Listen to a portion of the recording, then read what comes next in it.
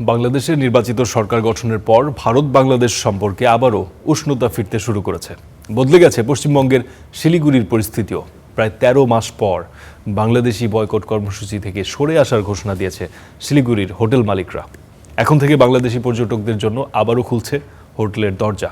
সংগঠনের নেতারা জানান, নির্বাচনের পর দুই দেশের কূটনৈতিক ও ব্যবসায়িক সম্পর্ক স্বাভাবিক হচ্ছে, কমেছে উত্তেজনাও, ফলে পর্যটন শিল্পে ফিরছে স্বস্তি।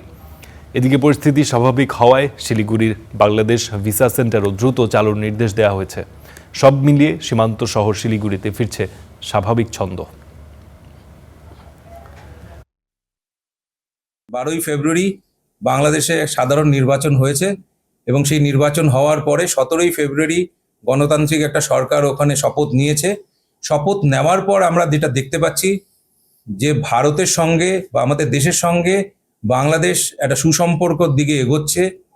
তার প্রতিফলনে আমরা দেখতে পাচ্ছি যে ইন্ডিয়া থেকে ভিসা দেওয়া শুরু করেছে এবং বাংলাদেশের যে রেস্ট্রিকশনসগুলো দিয়েছিল যে ইন্ডিয়ানদের ভিসা দেবে না, সেটাও শুরু করার প্রসেস সেটা চালু করার প্রসেস শুরু করে দিয়েছে।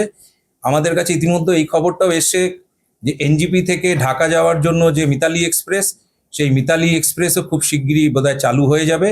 সেই জায়গায় দাঁড়িয়ে আমরা যে ব্যানটা নিয়েছিলাম বাংলাদেশের ট্যুরিস্টকে, কোনো ধরনের ট্যুরিস্টকে আমরা রাখবো না, সেই ব্যানটা আমরা তুলে নিচ্ছি। সেই